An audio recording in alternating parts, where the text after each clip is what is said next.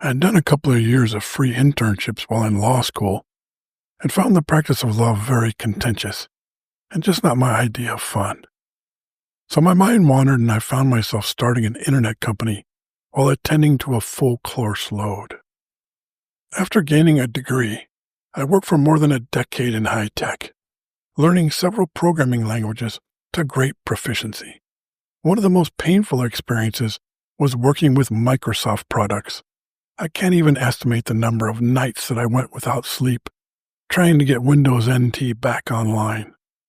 Customer support insisted that I reinstall the operating system for any and every issue encountered.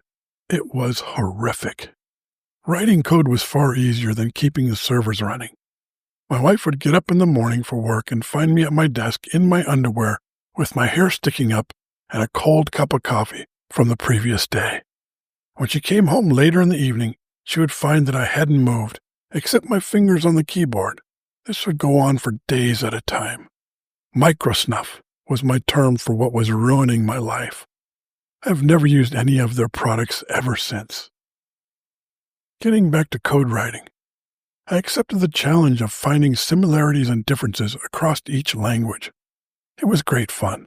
However, from time to time I would, like others, struggle with certain concepts as they came up. For instance, converting from flat file database to Oracle, then to SQL Server. They're all intended to do the same thing.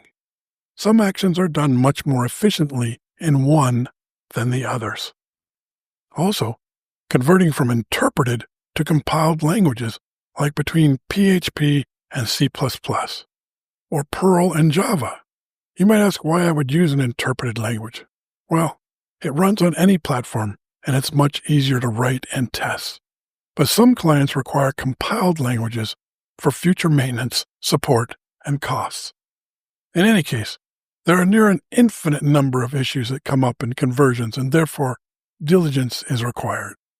Sometimes I would get stuck. I didn't know anyone that coded in the same languages, and online instructions were either not available or woefully inadequate at the time. Yes, there was a time before YouTube. Struggling with complex issues in coding without help was a real challenge. I had to work through every issue by myself until a resolution or workaround was found.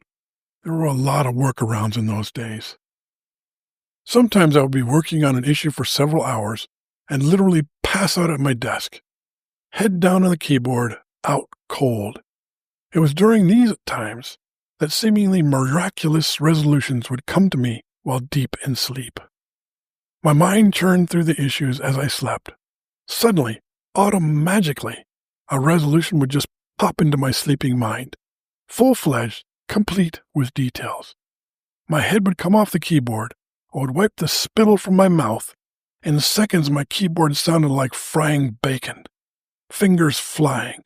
I could barely get the code out fast enough. I might get 10 to 12 pages of code before stopping for a review. It was amazing. The odd thing was that some of the solutions I came up with were quite novel.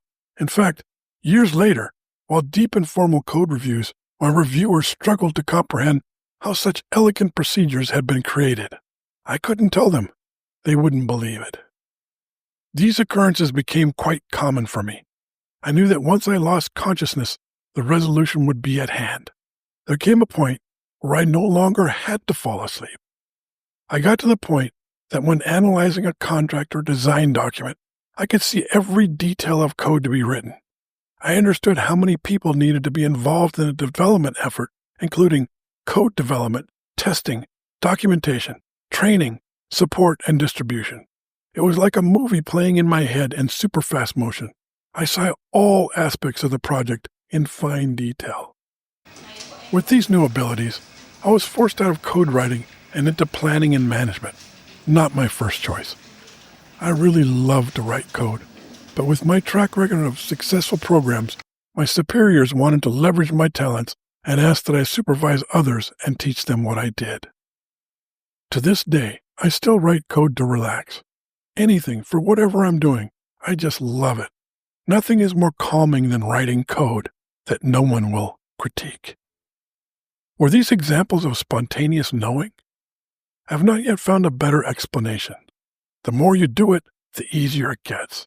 Like lifting weights or running track, your muscles or abilities get stronger as you continue. Where does it come from?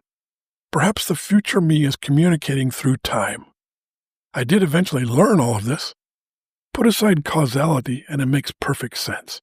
After all, we are timeless, eternal, and not limited by the frail material bodies that we inhabit for a short period of time here on Earth.